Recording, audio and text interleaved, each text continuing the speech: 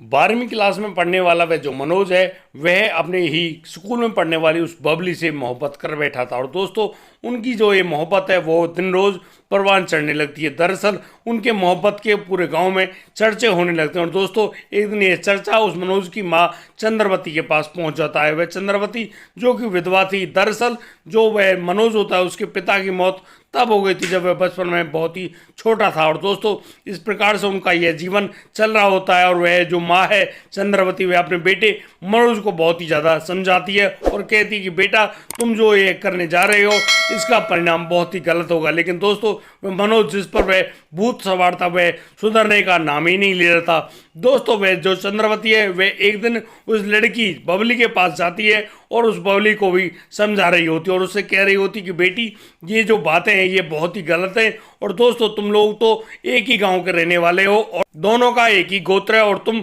एक ही गांव के रहने वाले हो। कभी भी तुम्हारा जो परिवार है या खाप पंचायत है इन बातों को बिल्कुल भी नहीं मानेंगे और तुम्हारे साथ कुछ ऐसा कर देंगे जिसके बारे में शायद ही तुम कभी सोच पाओ। दोस्तों इन सारी बातों को वो प्रेमी जोड़ा इग्नोर कर देता है और दोस्तों बस अपने उसी प्यार में चल रहे होते हैं। दोस्तों जिस प्रकार से यह उनका काम चल रहा है उनका प्यार आगे बढ़ रहा है, यानी कि लगातार लव लेटर्स इधर उधर जा रहे होते हैं। यहाँ पर ना तो वह बबली मानती है और ना ही वे मनोज मानता है। लेकिन दोस्तों उनको एक ना एक दिन मानना ही पड़ा और दोस्तों उनको ऐसा मानना पड़ा जिसके बारे में आज तक उनके माता पिता कोर्ट में केस लड़ते हुए आ रहे हैं। दरअसल उस मनोज और बबली के साथ ऐसा क्या हुआ, कैसे उनको उनकी जीवन लीला समाप्त करनी पड़ गई, बहुत ही हैरान करने वाला ये मामला जो कि सन 2007 में सामने आया था और अभी तक कोर्ट में ऐसे ही धक्के खा रहा है। दोस्तों आइए जानते हैं पूरे मामले में क्या क्या हुआ है। नमस्कार, आदाब, सत श्री अकाल दोस्तों, स्वागत है आपका हमारे YouTube चैनल किस्से ग्राम के। और दोस्तों आपसे वही प्यार भरी गुजारिश, आगे बढ़ने से पहले हमारे चैनल को सब्सक्राइब करना, नोटिफिकेशन की बेल को दबाना बिल्कुल मत भूलिएगा। दोस्तों आज का बेहद ही हैरान करने वाला मामला सामने आया है कैथल हरियाणा से। दोस्तों कैथल में वह पढ़ने वाला गांव जिसका नाम करेरा है। दोस्तों इस करेरा में रहने वाला 12वीं क्लास में पढ़ने वाला वह लड़का मनोज रहता है। दोस्तों मनोज जहां अपनी माँ के साथ बड़े ही ढंग से अपनी ज़िंदगी गुजार रहा होता है, वह 12वीं क्लास में तो पढ़ ही रहा था। दोस्तों वह एक इलेक्ट्रीशियन का काम भी किया करता है। दोस्तों यह उसका पार्ट टाइम होता है और वहाँ से जो भी पैसे उसको मिलते हैं उन्हीं पैसों से वह अपना और अपनी माता का अच्छे से गुजारा कर रहा होता है। दोस्तों उसके घर में उसकी माँ चंद्रवती होती है और दोस्तों चंद्रवती जो कि एक विधवा औरत है वो बड़े ही हिसाब से अपने बेटे को ढंग से पाल रही होती है और उसको अच्छे संस्कार भी सिखा रही होती हैं। लेकिन उसके इन संस्कारों में न जाने कहाँ पर चूक हो गई, जो वह मनोज अपने ही गाँव की लड़की बबली से प्यार कर बैठा। तो दोस्तों बबली की माँ प्रेमवती जो कि खुद एक विधवा है, उनके भी पति की मौत हो गई थी। एक गांव में ऐसा रंजिश झगड़ा बना था, उस झगड़े की लड़ाई में अब उसके जो पति है उसकी मौत हो जाती है। और दोस्तों यहाँ पर प्रेमवती अपनी बेटी बबली और एक छोटे बेटे के साथ बड़े ही अच्छे ढंग से रहा करती है। दोस्तों जब प्रेमवती के पास चंद्रवती आती है और बताती है कि उनके बेटे को पता नहीं अपने चक्कर में फंसाए हुई है, उसको समझा लो वरना पूरा मामला खराब हो जाएगा। दोस्तों इन पूरी बातों को सुनकर वह बहुत ही ज़्यादा दुखी और परेशान होती है और अपनी बेटी बबली को लाखों बार समझा रही होती है, लेकिन वह बबली मानने का नाम ही नहीं लेती है। और दोस्तों अब तो वह दिन आता है 15 जून 2007 का, जब वह जो मनोज है वह बहुत ही जल्दी सो गया था।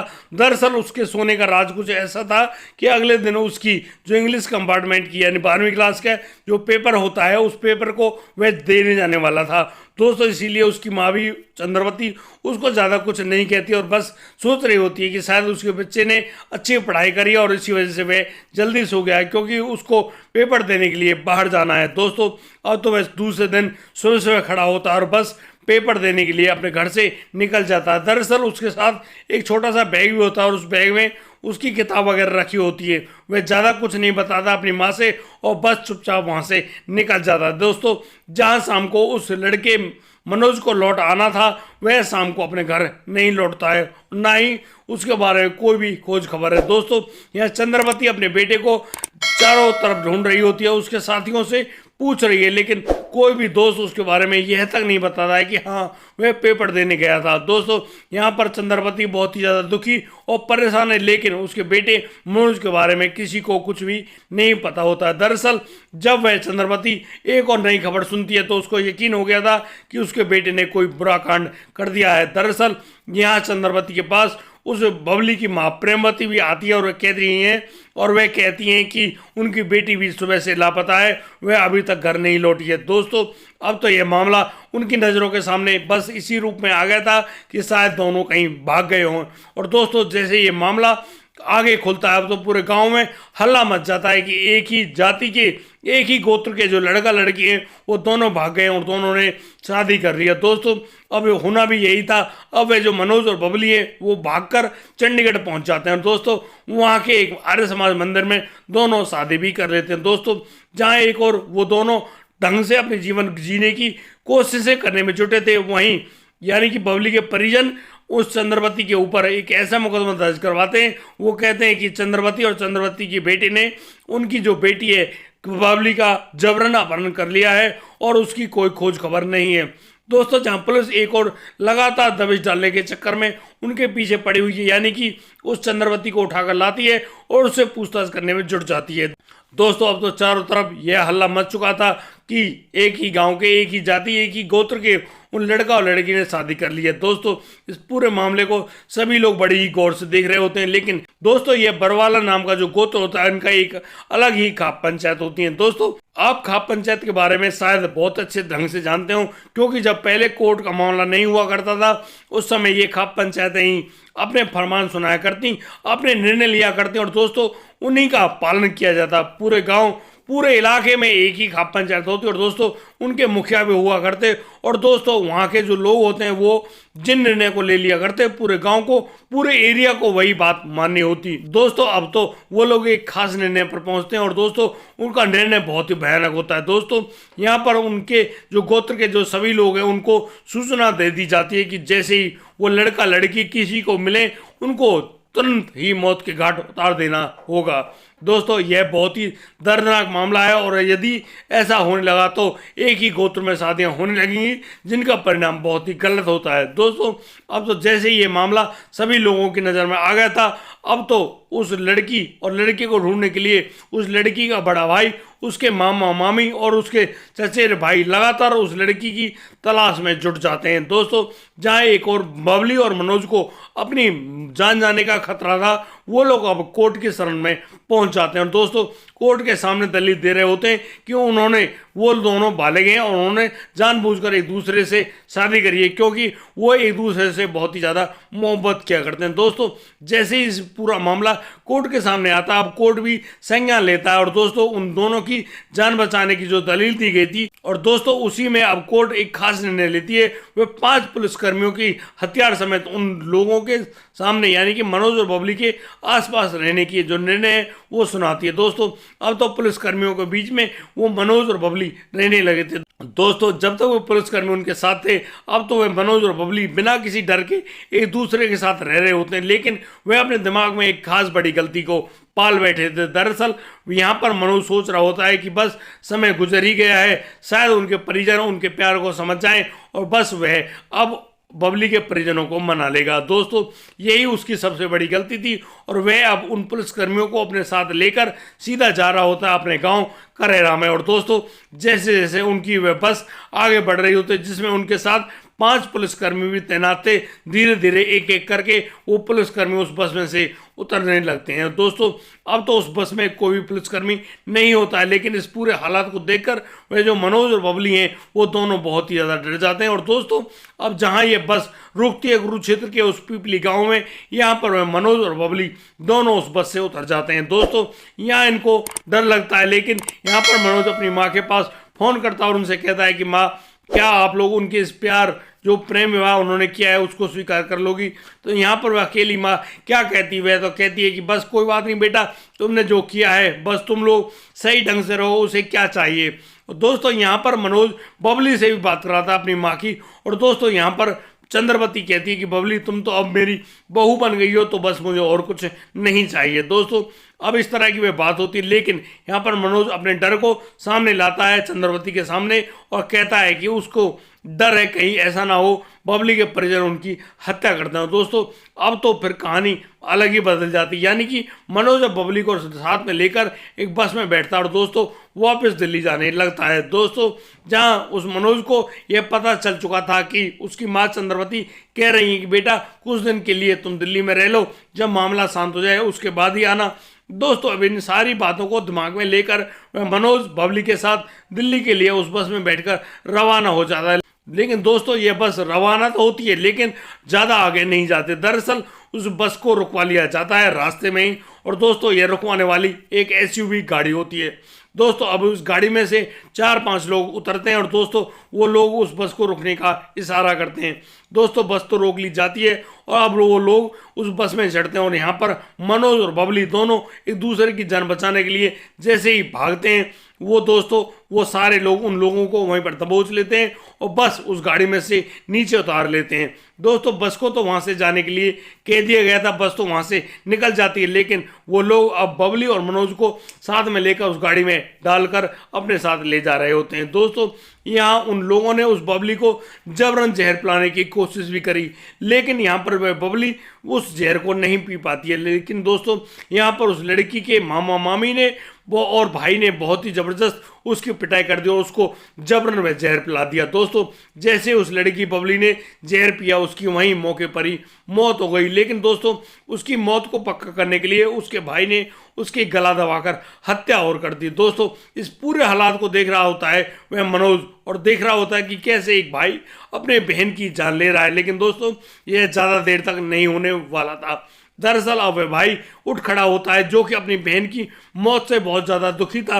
वह अब एक खास निर्णय और लेता है और वह अब उस मनोज के पास जाता है और मनोज को जबरन वह जहर पिला दिया जाता है। दोस्तों मनोज के शरीर में जैसे वह जहर गया अब तो उसको लगातार उल्टियाँ होने लगी थी, लेकिन दोस्तों वह उल्टियाँ भी ज़्यादा समय तक नहीं होती हैं। दरअसल उस लड़के मनोज का भी गला घोंटकर हत्या कर दी जाती है। दोस्तों जहाँ एक और वह बबली मृत पड़ी है वहीं उसका प्रेमी मनोज भी मृत पड़ा है। और दोस्तों अब तो उन दोनों को एक ही रस्से में बांध दिया जाता है और अब सभी लोग मिलकर उनकी लाश को उस गाड़ी में डालकर एक बड़ी नहर के किनारे ले जाते हैं और फिर उस नहर में उन दोनों को फेंक दिया जाता है। और दोस्तों अब उस नहर में फेंक देने के बाद वो लोग तो वहां से रवाना हो जाते हैं, लेकिन अब तो वो जो लाशें हैं वो करीब 10 किलोमीटर आगे जाने के बाद पानी में फूल जाने के बाद अब तो वो एक किनारे पर लग गई थी। और दोस्तों अब तो पूरे एरिया में हड़कंप मच गया था कि 2 लोग यानी कि लड़का और लड़की यहाँ पर मृत पाए गए हैं। दोस्तों जब पुलिस के सामने ये पूरा मामला आता है तो अब तो पुलिस भी ढंग से छानबीन करने लगती है, लेकिन ना जाने क्यों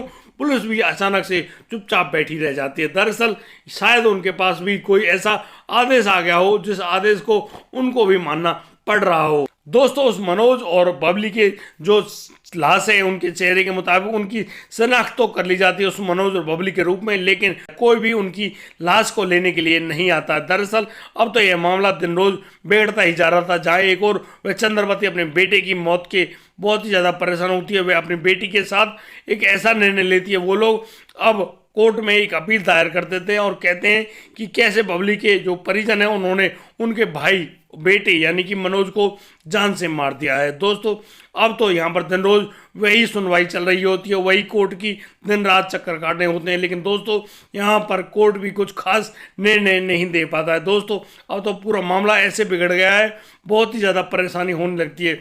ये मामला आम अदालत से आगे बढ़ता है, सेशन कोर्ट जाता है, फिर वह हाई कोर्ट भी जाता है और दोस्तों अभी तो उस मामले में सुप्रीम कोर्ट तक भी सुनवाई हो चुकी है। लेकिन दोस्तों यहाँ पर कोई भी ज़्यादा बड़ी कार्रवाई नहीं की गई है, लेकिन यहाँ पर उन लोगों जिन लोगों ने इस पूरे हत्याकांड को अंजाम दिया गया उन लोगों को पहले तो फांसी की सजा सुनाई गई, लेकिन दोस्तों अगली जो कोर्ट में जब उनके खिलाफ इस मृत्युदंड के खिलाफ कार्रवाई की गई तो अब यह पूरा मामला एक उम्र कैद में तब्दील हो गया। लेकिन दोस्तों यहाँ गंगाराज नाम का जो खाप का पंचायत का मुखिया होता है उस मुखिया को वहाँ से बरी कर दिया गया क्योंकि उनकी उम्र 80 साल से ऊपर हो चुकी होती है। लेकिन दोस्तों आज भी कोई भी लोग उन मनोज और बबली के बारे में यदि जिक्र करते हैं उस एरिया में तो हर कोई लोग बस अपने आँखों कानों को बंद कर लेते हैं, अपने मुंह को बंद कर लेते हैं और दोस्तों वो लोग कहते हैं कि बस उनके बारे में कोई भी कोई बातचीत ना करे। दोस्तों वो सब लोग अपने परिवार को समझाते हैं और कहते हैं कि यदि किसी ने भी इस प्रकार का कोई भी कांड किया तो